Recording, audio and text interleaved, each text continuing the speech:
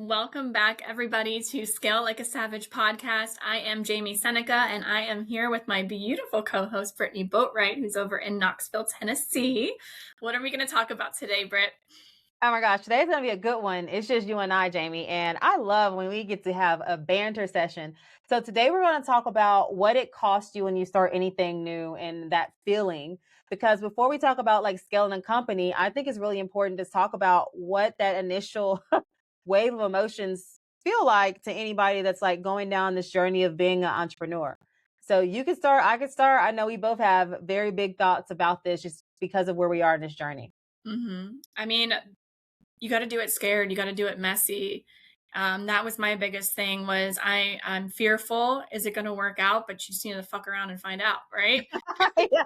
Yes, absolutely. Absolutely.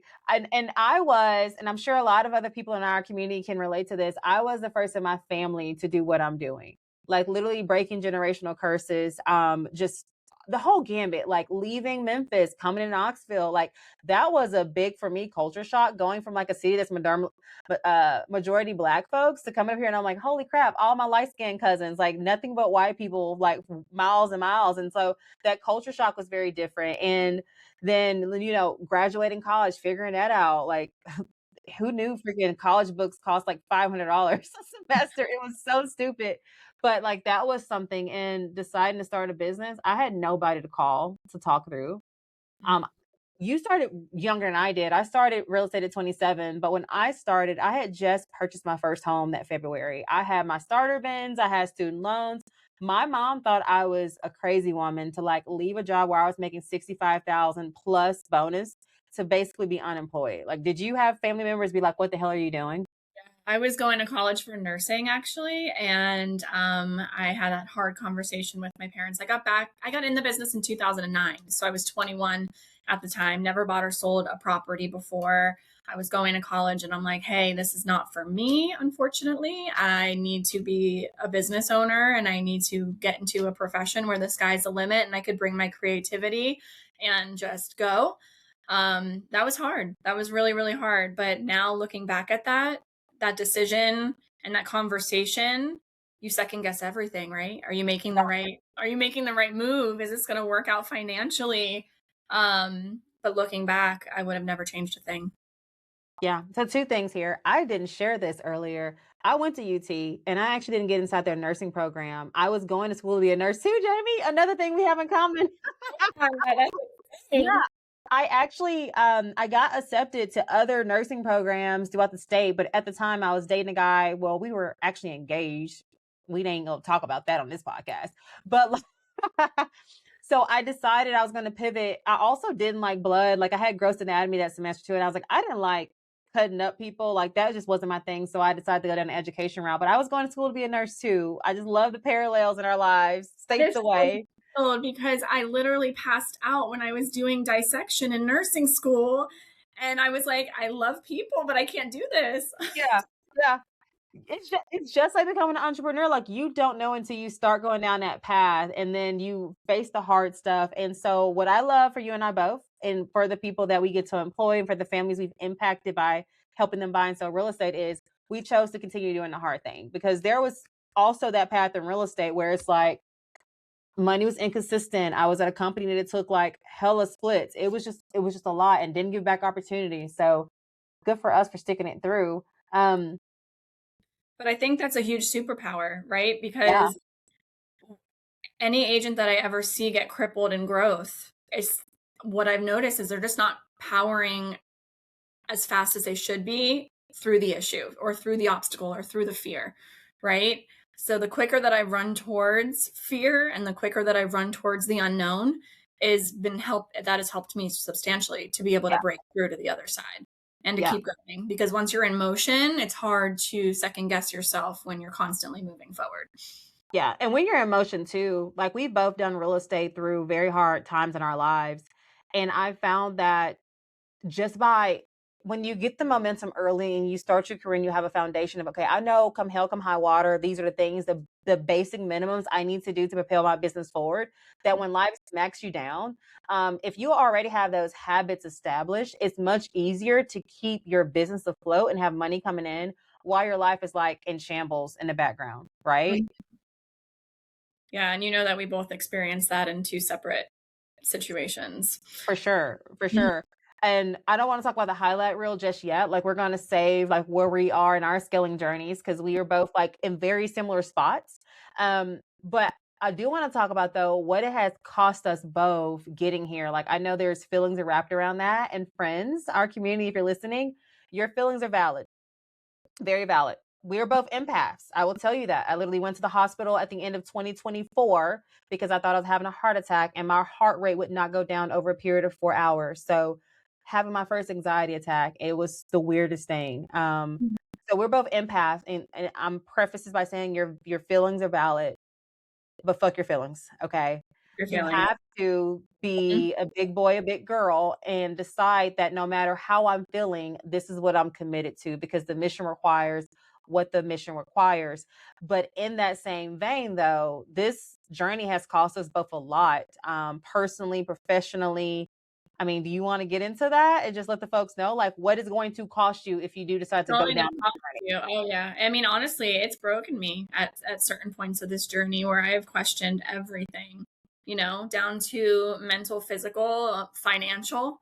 It's going to cost you, and you're going to have to pay the price for where you Admission. want to go for the admission. Yeah, yeah, it's just part of the process. And honestly, that part was really hard for me. And I'm sure, Brittany, you probably had a very similar experience, but I didn't really realize that getting into this. I didn't No. realize that on the scale journey. I'm like, "Oh my god, I have this vision. I have this idea. I want to give back to people. I'm an empath. I want to develop you. I want you to grow and scale. I want to grow this company. I'm going to take like change the world." And Yeah. then everything starts to fall apart while you grow. Yep, yep. Yes. It's so Yes. funny. I'm happy you said I want to you didn't say I want to change you, right? I have a I coach wanna and he's change like, the world, but I just wanna change the industry for the better, but then everything yeah, comes at you testing you. How bad do you really want it? How bad yeah. do you really want that change? How bad do you really want that growth? And something we both have to surrender to in this journey is that we don't change people. Mm-mm. There's no way you can't change people. It's just like a girl being with a guy. I don't know if you've been there and being like, I'm special. I can change him. He might have done that to you, but that won't be my story. And it's like, no, dummy. You Yeah. can't change nobody. They have to want to change for themselves. But all we can do is provide them the opportunity, right? The vehicle, the resources, the support to get to where they say they want to go. We facilitate their journey. We don't change people.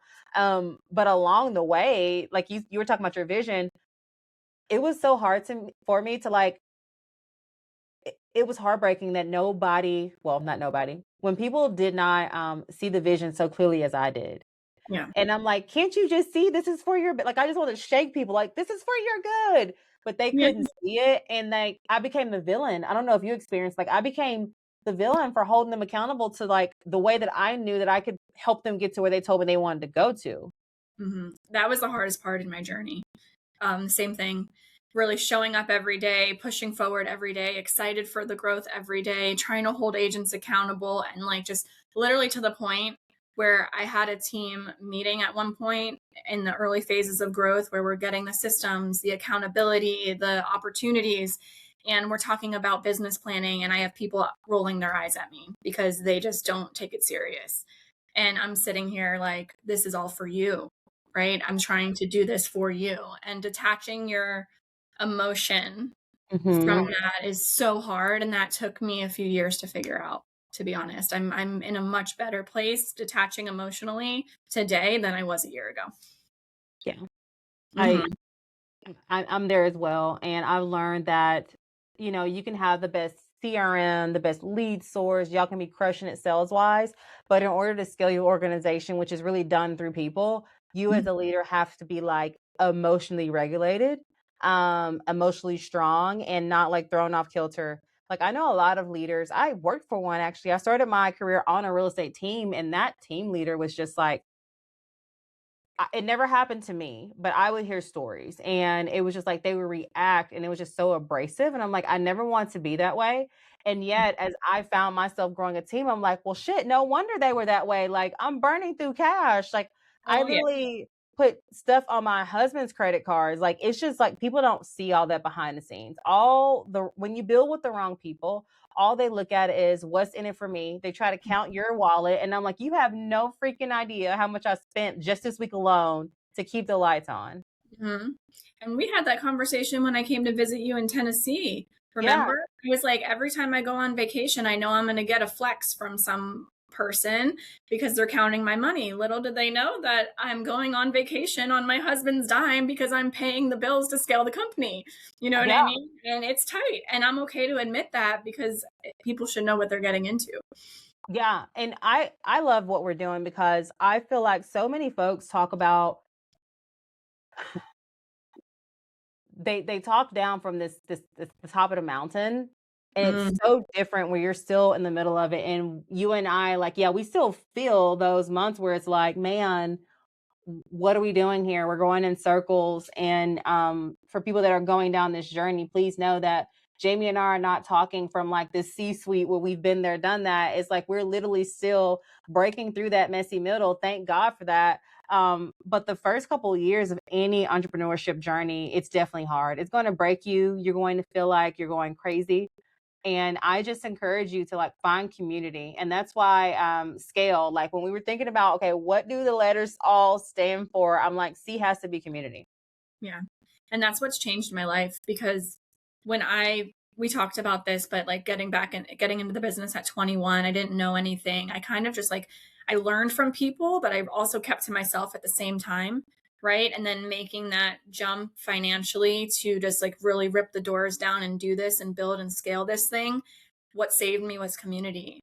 There was a moment where I like didn't necessarily believe in myself, but I believed in myself. Does that make sense?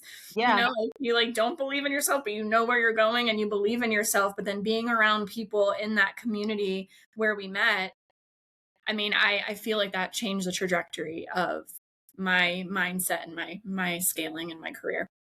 for Mm-hmm. sure.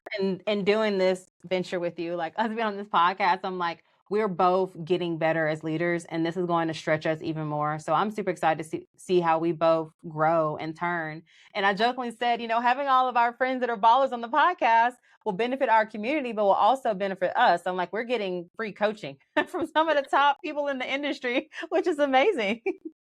And it's been so beautiful because these conversations are amazing. They're opening up our eyes to other things. And like you said, we build the plane as we fly it. Today is our, well, not our, so technically, Yeah. we are launching for the first time today. This might not be streamed for the first time today, but I'm running around like a crazy person because my mic's not working, but here we are. Oh, that goes back to like we were talking, like what is it going to cost you? Just this morning, Jamie and I were talking. I'm like, Jamie, I woke up, I feel nauseous, and she's like, I'm having problems too. And I was just like, we need to just freaking go. We can't cancel people. Yeah, there's no way. And so please understand, guys, it will not be beautiful. It will not go as planned most of the time. It will not go as planned. Like if you have a plan, if you're a faithful person like Jamie and I are, it's so funny when we both have plans and God's like, yeah, no, it's not that way. Like that door's gonna shut, but then what it's opened up to you is like just so much more beautiful. Mm-hmm. And I think this is you and I questioned because we're on a group chat with one of our dear friends, and we were like, why the hell he put us on a group chat together? And we didn't even meet each other at that time. And then when I met you, I was like, oh, this makes so much sense. Isn't that so crazy? Because Yeah. yeah, that is insane. Finding your community is super important because when I talk to Jamie, she just gets it. Yeah. And when I talk to you, Britt, you just get it. And literally, like this morning, we were both like not feeling it. And we just lifted each other up and we know the mission and we know what we need to do. And that's why it's just so important to find your people. Yeah. And those people, so when we say find your people, going back to what you will lose along the way, you will find yourself outgrowing and losing people that you might have loved and been close to your entire lives. And guys, that does not mean that there's something wrong with them or something wrong with you or that anyone's in the wrong. It just means that you're no longer in alignment to the mission that you both have for your lives. And that's okay. Like no one has to become a villain. But what I know about people is more times than not, they see you getting better, or they may think that you're acting funny because you're so focused. I think that most people in our society focus on being disciplined, and the 1% that are super disciplined, like savages, they go after it. We're Mhm. a lot of times misunderstood because so many people are distracted. Like we live in a noisy society, but it will cost you those friendships, and they hurt like hell. Trust me. especially when you become a villain and you're like, all I tried to do was help you, and you simply didn't understand. Yeah. And that honestly, it's so true. And I'll give a real life example. Like I was grinding hard to get the business off the ground, and I had friends, I love them dearly, but they're just not close in my life as we used to be. And it was like, you don't call us back anymore. You don't text us back anymore. And I'm like, you guys, like, I'm going to fall off for a year, maybe two. Like, I'm not going to be the same person that you knew. And like, look at my phone, look at the amount of like calls and texts and things that I'm doing. And it's not that I don't want to be with you. I just need to focus on watering my grass right now. Yeah. And some people are not okay with that, and just being okay with letting those people go. And then they might find their way back in my life in the future, and I'll be in a completely different season, but at least I know what I needed to do for me and for my family. I was You gonna know? say it's the family piece of it. When I Mhm. had Malcolm, something just changed within me. Like, I'm sure it was the same for you when your baby came out, and it's like I just literally cried. Like, I could not stop sobbing when they put him on top of my chest when he first came out. But something within me flipped to where I had him in March, and I was like, by April, May, like we're gonna go and I'm gonna open up my own brokerage, like crazy town. And then I was thinking about like what would happen to my son if something happens to me. I'm gonna get whole life insurance instead of term, and I can't like it just flipped. And I think it's just mission based. And Mhm. when you have a mission and you have this vision so that you can see so clearly, like that it becomes tangible, other people don't have that foresight. Again, Mhm. doesn't make them right or wrong, you right or wrong. It's just something that it was assigned to you. And luckily enough, both of our husbands have like they get it. Mhm. Like there's nothing I can't well, there is some stuff, but now Aaron's like, I trust you. He's just like, Mhm. you're going like this morning he knew we were filming the podcast and he sent me the sweetest text message and I'm like about to cry about it. And I'm like, most men do not like for their like they see it as a power struggle, but for us, like he knows. When I'm at Mhm. home, I'm like the dumbest. My brain cuts off. But he knows Literally, that that's how I am too. I'm like, I am fried. he's like, I'm taking care of you. And I love that for us. Like we can be soft at home. But it's just so amazing to have like partners. And that's the other part of it too. I hope it doesn't cost y'all your marriage. But for Jamie and I both, like I'll speak for myself. I'll let you speak for yourself too, Jamie. But for me, I know that this has made my marriage stronger. Like Yeah. we both know our lanes and what we do for everything we both do is for our family and that legacy we're building. This has made my marriage stronger too. If anything, there was a season where it actually stripped us down to like the lowest of lows. You know what I mean? Mhm. Just trying to navigate every phase of growth, and just really like building up together has been huge, because we literally like my I'm getting teary eyed too right now. But my husband's on a work trip right now. He called me this morning. He's like, "You got this, babe. Like, go crush the day." My Sienna's with my parents right now. They're watching her because he's on a work trip, and I'm like, nothing's going to get in the way of us accomplishing what we set out to do today.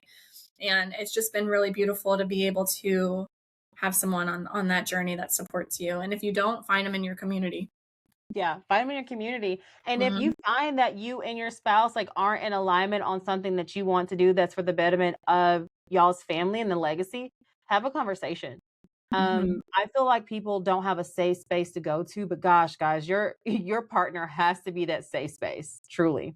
And Mhm. if you feel like you can't have that conversation with them, you may want to seek therapy, Yeah. right? Aaron and Probably I, will at some point on this journey.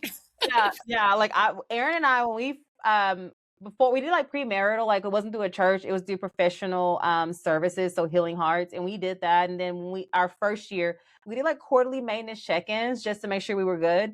Because my husband, all he could see was like red on the color wheel of emotion. She's like, it's other colors. She's like, well, I don't see that shit. Like all I see is red. And I'm like, oh my gosh. Wow. But we have to work on our communication, and I love it now. So where when he gets something really bothers him, he will send me this very thoughtful and long text message, like no AI, straight how he feels, and I'm like, thank you for telling me. Like, because how hard is it for guys to say how they really feel? It is so hard. Yeah, it Yeah. is. So guys, Mhm. don't lose your perfect spouse in the middle of building this big life for your family. Like, don't you lose your family for your family. You have to make sure everybody's in alignment and understand what season you're in. So I call it tunnel vision season. when I'm in Mm-hmm. that mode. Aaron laughs because he's like, when your ass not in tunnel vision season. But like I remember 2024 going back to when I had that panic attack, like income was crazy. Deals were falling apart left and right. My number one agent and I both had $1 million fall out at once. And I was like, babe, I have to make payroll in December. It's tunnel vision. And he knows what that means when I say that. Mm-hmm. Like, you have a code that you tell your husband about when it's like Yeah. real? Yeah. I'm blanking right now. I put my blinders on, and he always says, "What are you doing today to move the needle forward?" Right? Like you don't come home unless you did something to move the needle forward today, because he knows the mission and he knows that it's gonna eventually pay off. It doesn't feel like it at sometimes on the journey. Eventually, Mhm. it'll pay off in multiple different ways. But just having your blinders on and moving the needle forward and making those decisions to keep moving every day. Yeah. I love Mhm. it. So guys, please realize this journey, this big, beautiful journey requires you to be bold and it will cost you something, whether it's financially, personally, mentally. But honestly, that's a beautiful thing. Looking back at this now, it's like if I didn't go through all of that hard, I would not appreciate this Mhm. journey as much. And there is still so much more to go. But like, wow, like to your point when we were talking about in the beginning, of what a better person I'm becoming in the process. You Absolutely. know? And as parents, it's going to make me, again, I said I was first generation, this and that. My husband's family, they are all educated. They did the things. They were married. They raised their kids together. For me, this is my first time, an example, doing all of this. And yet going through hard will make it easier for me to parent my son because our children are going to go through hard seasons. And if we Mhm. were just given everything and we were happy go lucky, like we can't coach them from that. But because we have these experiences, we'll be able to say it works out fine in the end. It works out. It's hard. It's going to suck. You're going to bump your head, but it works out fine in the end if you just keep going. Yeah, that's so true. That's Yeah. so true. Yeah. Well, thank you guys so much for tuning in for another episode of Scale Like a Savage. Jamie, do you want to send us off with anything today? Yes, I do. I was just like, damn it, Brittany, you put me on the spot. No, yeah, for real. Like, listen, if you're struggling, if you feel down, if you feel like nothing is going right and you just keep charging forward, I promise you at one point everything will turn right. Just keep believing in yourself, keep believing in the mission, the vision, have a very, very, very strong why as to why you're trying to do what you're trying to accomplish. And it will happen. It might not be on the time that you want, which was my own personal journey, but I needed to become a better person all around to be able to appreciate where I am in the journey today. So just keep pushing and keep moving and knowing that you have a community here to support you. I love it. And guys, watch out for all of these tips in our next playbook of the education. I can never say it. Well, I can't even say it. I think it's education. Education. Education is easier. Yeah. Yeah. Education's So just like every other episode, guys, this summary will be given to you in our education playbook. Until next time, keep it savage.